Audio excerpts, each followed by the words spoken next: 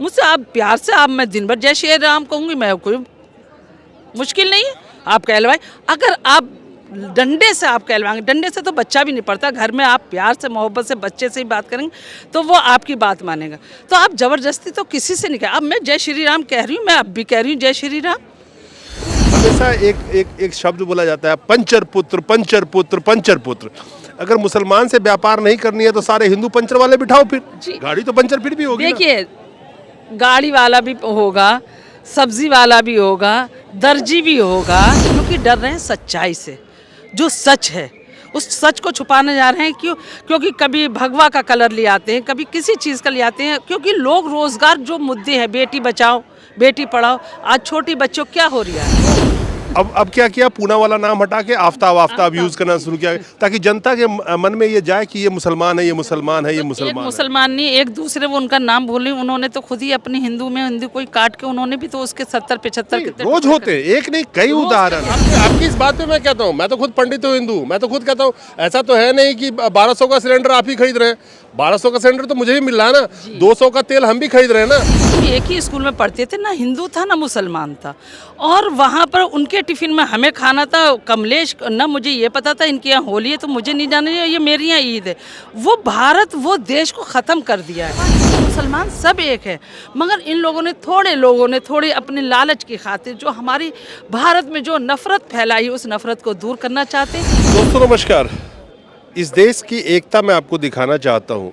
यहाँ पे तेलंगाना और आंध्र प्रदेश के लोग बैठे हुए हैं जो अपने ओबीसी की कुछ मांगों को लेकर के बैठे हुए हैं, ओबीसी रिजर्वेशन को लेकर बैठे हुए हैं, बैकवर्ड कास्ट रिजर्वेशन को बढ़ाने के लिए सरकार से मांग करने के लिए बैठे हुए हैं। और यहाँ पे मेरी मुलाकात तरन्नुम जी से हुई जो इनको सपोर्ट करने आई हैं। तो मुझे ये देख के अच्छा लगा कि जब कोई कम्युनिटी लड़ाई लड़ रही है तो इनका कोई मुद्दा नहीं है, फिर भी ये उनके सपोर्ट में यहाँ पे खड़ी है। आखिर आपको क्या ऐसा इंस्पिरेशन मिला कि इनके सपोर्ट में आज आप खड़ी हैं? देखिए, सबसे पहले तो हम एक बिरादरी जातिवाद ये सब चीज़ छोड़ कर एक इंसान है, इंसानियत का नाता कि एक का एक को साथ देना। तो ये लोग भी अपने लिए लड़ रहे हैं, उसमें हमारा भी कई फ़ायदा कि ओबीसी में हम लोग भी आते हैं। तो ये जो मुद्दा है तो इनके लिए हमें समर्थन देना, बाहर से आए हैं यहाँ पे बैठे हैं तो हमको इनकी सपोर्ट करना चाहिए। सबसे पहले प्यार मोहब्बत से जो नफ़रतें फैलाई गई हैं, जो लोगों के अंदर जहर फैलाया गया है एक कुर्सी की खातिर, और कोई मुद्दे नहीं है, कोई किसी से बैर नहीं है। पहले भी भारत था, आज भी है, मगर आज जो रोज़गार है, जो बेरोज़गारी पे, एजुकेशन पे, किसी मुद्दे पे बात नहीं सबसे है। महंगाई पे जी महंगाई पे, जी वही बात आ रही, उस पर कोई बात नहीं हो रही। क्या है ये हिंदू ये मुसलमान, अब एक ईसाई भी जोड़ लिए गए हैं। ये मुद्दे, ये नफ़रतें जो फैलाई गई, मेरा काम है नफ़रतों को हटाना। आप कितनी नफ़रतें बांटेंगे, हम उतनी मोहब्बतें बांटेंगे। और मेरा अभी वो चला था ये नफ़रत हटाओ संविधान बचाओ, उसमें मैंने पलवल से यहाँ तक यात्रा करी थी मेधा पाटकर जी के साथ।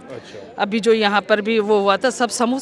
तो हमारा उद्देश्य सबसे बड़ा है कि हम अगर लोगों के दिलों से, हम गांव-गांव जाके, घर घर जाके उन औरतों को बताएं जो भ्रम फैला रखा है, जो कि मीडिया ने फैला रखा है। मीडिया उनकी है, तो जो चीज़ उन्होंने फैला रखी, लोग ऐसे नहीं। जब हम गुजरे और हर गाँव से 16-16 किलोमीटर जो चले, तो वो मोहब्बतें हैं, वो प्यार है, वहाँ हिंदू मुसलमान सब एक है। मगर इन लोगों ने थोड़ी अपने लालच की खातिर जो हमारी भारत में जो नफ़रत फैलाई, उस नफ़रत को दूर करना चाहते हैं।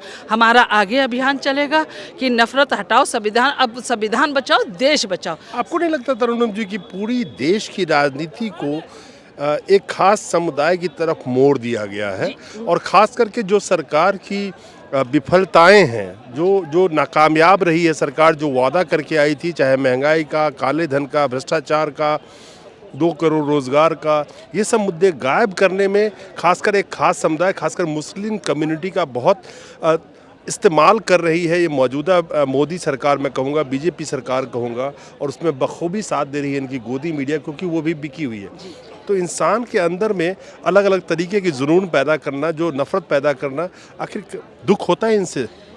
इतना बड़ा दुख, क्योंकि पहले हम एक ही स्कूल में पढ़ते थे, ना हिंदू था ना मुसलमान था, और वहाँ पर उनके टिफ़िन में हमें खाना था कमलेश। ना मुझे ये पता था इनके यहाँ होली है तो मुझे नहीं जाना, ये मेरे यहाँ ईद है। वो भारत वो देश को ख़त्म कर दिया है। वो पीछे कर दिया है। अब क्या है, नफरतें नफरतें, क्योंकि मैंने कल का ही देखा एक फेसबुक पे कि वो जो गोकुल में जो बच्चे रहते हैं, जैसे हमारे यहाँ मदरसे, उन बच्चों को लाया गया था, या 13 साल 10 साल वाले, उनके अंदर आप बीज बो रहे हैं, उन्हें नफरतें उनके अंदर पैदा कर रहे हैं। वो खाली कह रहे हैं जय श्री राम। मुझसे आप प्यार से, आप मैं दिन भर जय श्री राम कहूँगी, मैं कोई मुश्किल नहीं है, आप कहलवाए। अगर आप डंडे से आप कहलवाएंगे, डंडे से तो बच्चा भी नहीं पड़ता, घर में आप प्यार से मोहब्बत से बच्चे से ही बात करेंगे तो वो आपकी बात मानेगा। तो आप ज़बरदस्ती तो किसी से नहीं कह। अब मैं जय श्री राम कह रही हूँ, मैं अब भी कह रही हूँ जय श्री राम। तो लेकिन हमारे संविधान में तो धर्म की आज़ादी है कि जी, हमको- जी, ये आप किसी भी धर्म को मान सकती है। मैं देवता मानूं, आप अल्लाह माने, कोई ईसा मसीह माने, इसमें तो कोई एतराज़ था ही नहीं कभी। कभी नहीं। तो इस जिस तरह से खास कम्युनिटी को टारगेट किया गया है नफ़रत फैलाने के लिए, मकसद एक है कि जो 80% हिंदू है उनके दिमाग में किस तरह से जहर घोलूं और नफ़रत फैलाऊं। 80% हिंदुओं की जनसंख्या और 20% मुसलमानों से डरा डरा के कुर्सी ले रहे हैं। ये मतलब लोगों को समझ में क्यों नहीं आ रही है? तो देश डर का, देश पे तो वही बैठे हैं, देश तो उनका है, मीडिया उनकी, पे हिंदू राष्ट्र क्यों बनाना वो तो खुद बैठे हैं। फिर डर किससे रहे हैं? क्योंकि डर रहे हैं सच्चाई से, जो सच है उस सच को छुपाने जा रहे हैं। क्योंकि कभी भगवा का कलर ले आते हैं, कभी किसी चीज़ का ले आते हैं, क्योंकि लोग रोज़गार जो मुद्दे हैं, बेटी बचाओ बेटी पढ़ाओ, आज छोटी बच्चों क्या हो रहा है, उनके साथ एक लड़की को गाड़ी से घसीट के मार दिया गया, क्या हुआ उसके साथ? आज औरत डर के मारे आज अपने घर में वो महफूज नहीं है। अच्छा, एक बात बताइए तरन्नुम जी, बड़ा सीरियस क्वेश्चन है कि जब कभी आज के वक्त में मौजूदा हालात में रेप का कांड होता है या महिला के साथ उत्पीड़न होता है, तो उसमें नाम और जाति ढूंढा जाता है, बजाय इसके कि उसने क्या जुर्म किया है, क्या सज़ा मिलनी चाहिए, पता किया जाता है कि वो किस जाति का है। अब आफ्ताब पूनावाला कह रहे हैं कि वो मुस्लिम है, पर पता चला कि वो पारसी कम्युनिटी से आते हैं। तो अब क्या किया, पूनावाला नाम हटा के आफ्ताब यूज़ करना शुरू किया, ताकि जनता के मन में ये जाए कि ये मुसलमान है, ये मुसलमान है, ये मुसलमान है। मुसलमान नहीं, एक दूसरे वो उनका नाम भूले, उन्होंने तो खुद ही अपनी हिंदू कोई काट के उन्होंने भी तो उसके 70-75 रोज होते हैं, एक नहीं कई उदाहरण है, कई मगर कठुआ कांड में क्या हुआ था? कठुआ में क्या हुआ था? कौन थे रेपिस्ट, किन्होंने उस बच्ची को मारा था? देखिए, संविधान को वो अलग हटा दे रहे हैं। एक बिल्किस बानो के सब को उनको छोड़ दिया गया, जिसने उनकी बच्ची को 3 साल की दीवार से एक रूह कांप जाती, उनके साथ बलात्कार हुआ, उनको 15 अगस्त को छोड़ के उनको हार मालाएं पहनाई जा रही। मैं तो एक सवाल पूछता हूँ उन लोगों से जो बिल्किस बानो के जो दोषी थे, आरोपी नहीं दोषी को जब रिहा किया गया, तो जब ऐसे ऐसे फैसले लिए जाते हैं तो कल को हमारे देश में क्या और किसी महिला के साथ जो रेप किया होगा उस आरोपी को नहीं छोड़े जाएंगे? क्या बिल्किस बानो का था तो वो ठीक है? क्या कोई हिंदू लड़की के साथ ऐसा कुकर्म किया है, जब उसको छोड़ दिया जाएगा तो वो भी ठीक होगा? क्योंकि जो फैसले लिए जाते हैं वो कहीं ना कहीं नज़ीर बन जाती है। जी, तो ये चीज़ मैं बस सबसे एक चीज़ है कि आप अपने हाथ मेरे वो नफ़रतों के हाथ मेरे गाल तक लाया तो था, मैंने उसके हाथ को चूम के उसको बेबस कर दिया। तो मेरा बस मुद्दा यही है कि वो नफ़रतें आप कितनी फैलाएंगे, आप नफ़रतें फैलाते जाइए। हम मोहब्बत पीछे, मोहब्बत एक दिन जीतती है और एक दिन सच्चाई को थोड़ा टाइम लगता है और गलत बातों को फैलाने में बहुत जल्दी लगती, वो अड़ोस पड़ोस होती।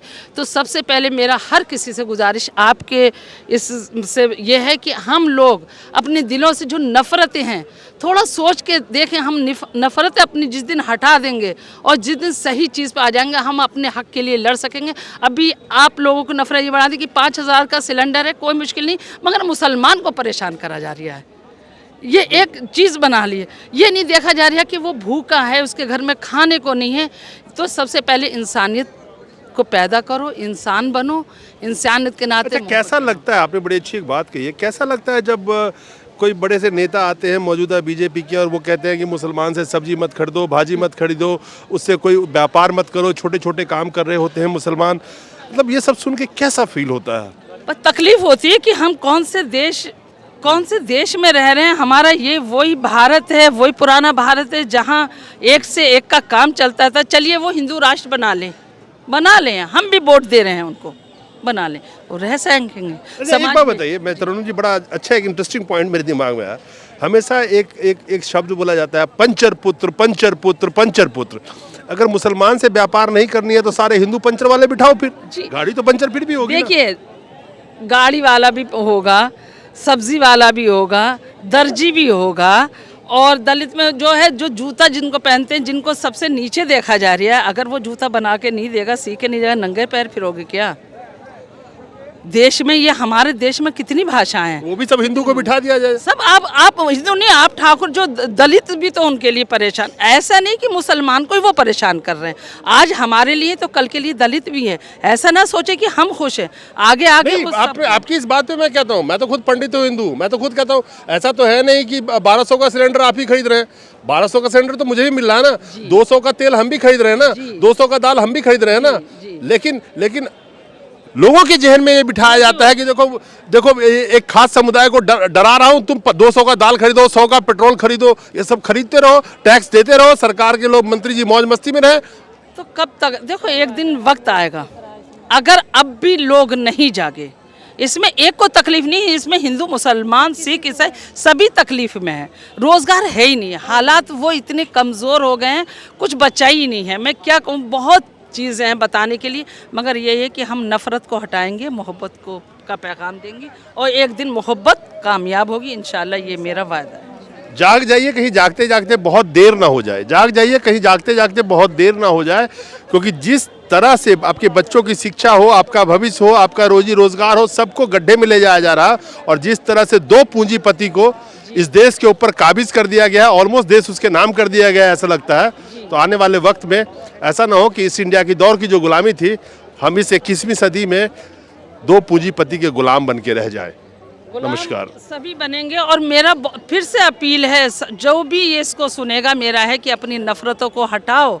अपने अड़ोस में हिंदू मुसलमान, कुरान में भी आया है कि आपका अगर पड़ोसी हिंदू है, अगर भूखा है, पहले उसको खाना दो। कहीं हमारे इस्लाम ने तो मोहब्बत सिखाई है, नफरत नहीं सिखाई है। नमस्कार। यही बस। Thank you.